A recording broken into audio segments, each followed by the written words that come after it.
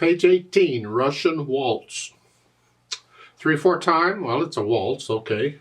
No sharps or flats in the key signature, so it's either in C major or A minor.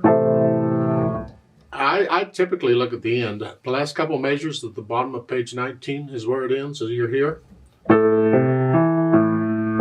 That's a C minor chord, so I'm guessing this is probably in C minor. We'll know for sure when we get into it, we hear it, because C major sounds different than A minor. So if it sounds one way or the other, that's probably what it is. Just check our notes. Rhythm I don't think is a problem. It's just half notes and quarter notes for the most part. Now, so 3/4 time, well, it's a waltz, so that makes sense. Waltzes are typically in 3/4 time. Let's check the notes and the fingering and all that. In the right hand, we're coming in on beat 3. 3, 1, 2, 3, 1, 2, 3, 1, 2, 3, 1. 1, 2. Now, some people will shy away from using these fingers. Please don't. Unless you have a physical problem in your hand, please don't shy away. You need to use these fingers. We need to develop these fingers. They will always be awkward to a point. It's just the way the hand is built. But please don't shy away. Make yourself, I'm just using weight to push these notes down. I'm not using the finger muscle. It's the weight that's pushing the notes down. If you have 2 claps the wrist on each beat to start with when you're going slow. It's like we do in the scales. When you're accenting on that, you can do that in pieces too. And then as you speed it up, then you'll change the accents and all that later. Right now, we're just trying to make sure we got the right notes. So make sure you do these. 3rd line down. Let's hear. Then reach up 3rd finger. Then scrunch up thumb.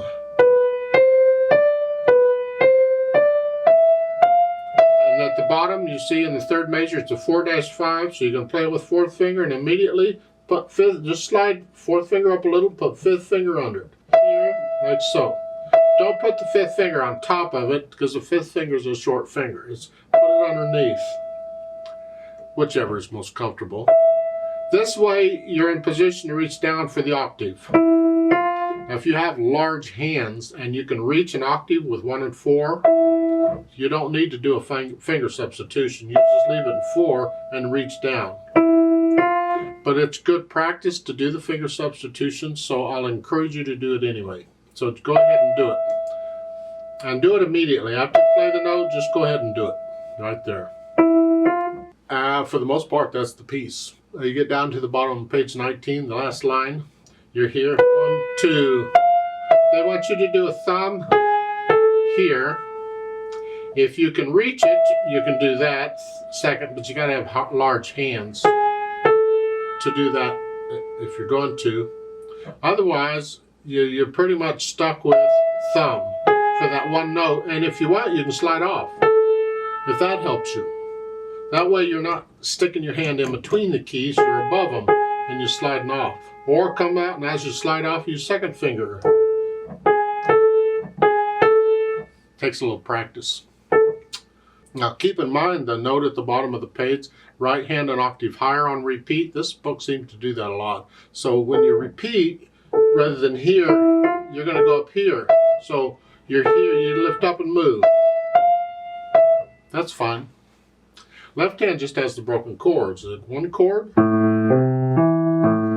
that for a while. 3rd measure, 2nd line. 5/7 chord.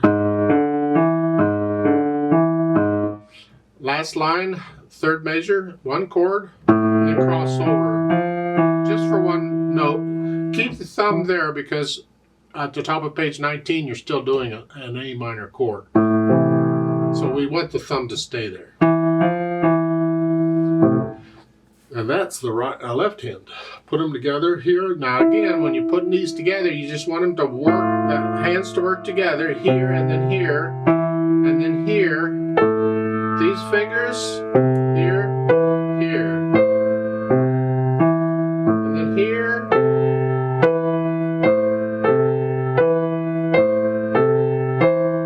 so you got different fingers going on each hand. This is good practice. This is good development. We need this kind of thing. I wish they'd do it more. These first two measures of the second line are great practice because you use a different finger. Now, the little finger's there, but otherwise, here, that's different, and then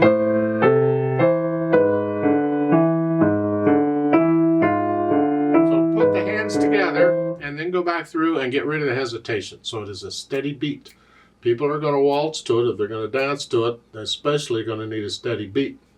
Although it should be a steady beat anyway. Once you can do that, then we'll think about these slurs. In the left hand, this book does this constantly, and I disagree. They're doing makes more sense as a violin bowing or something, or a cello bowing. In piano, I'm suggesting you connect this left hand all the way. Just keep them down. I'm just transferring weight from finger to finger. I'm just walking on the piano. Now, the wrist is loose and it's just doing whatever it wants to do. It happens to be going in a circle, but I'm not making it do it. It's just doing it. So connect this left hand all the way through. The right hand, you can lift up between the phrases here.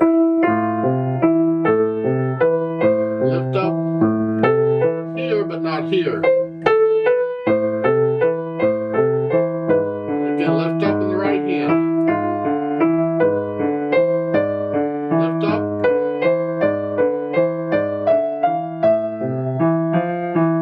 See, lift up. So lift up in the right hand between these phrases. It's really nice. You get over to page 19. At the end of the second line here, you're getting shorter slur. But the left hand I'm connecting all the way.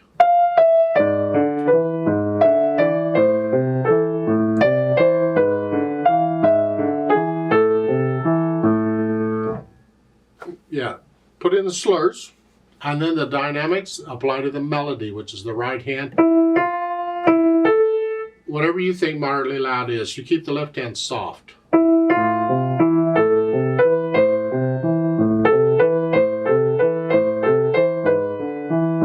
And they don't really give you anything else. So what you're going to do is you're going to be in that area of moderately loud. But once you get into the music, the mechanics are taken care of. It's all automatic. You can play the notes and everything's fine. You start feeling the music, and when you do that, you might want to get a little louder and softer in places. If you feel it, go for it. Keep the left hand in the background. As far as the speed, allegretto is between moderato and allegro. I call it the fun speed. This is a pleasant picture people waltzing. 1, 2, 3, 1, 2, 3, 1, 2, 3.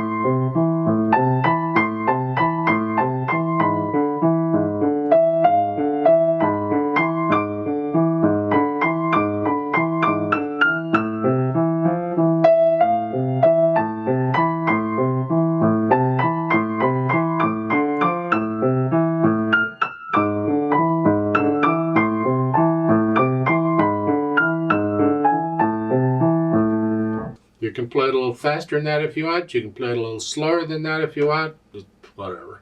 Keep in mind, though, as far as playing any music, you want to make sure you're feeling the music, and that starts with feeling the natural accents. The natural accents just happen naturally, and the strongest one is always the first beat of a measure. And a waltz or 3-4 times. 1, 2, 3, 1, 2, 3. Feel that. And that way, if you feel it, you'll play it that way. People will know that that's the beat. That's where it is. It's not ba-da, ba-da, ba-da, because that way 1, 2, 3, 1, 2, 3, 1, 2, 3. But if you're feeling the natural accents is coming, of course, having the left hand do that 1, 2, 3, 1, 2, 3, 1, that helps too. So start with the feeling the natural accents. If you have to, force it at first. that's fine. But you want to get to where you're just feeling it. I like to play this with you slowly to double check the notes and all. So I'm not going to do any dynamic, well, there aren't any dynamics, but let's go ahead and we are going to repeat it. So make sure your right hand goes up an octave on the repeat. The left hand just stays where it's at. I'll give us 2 counts because we come in on beat 3. Ready, go. 1.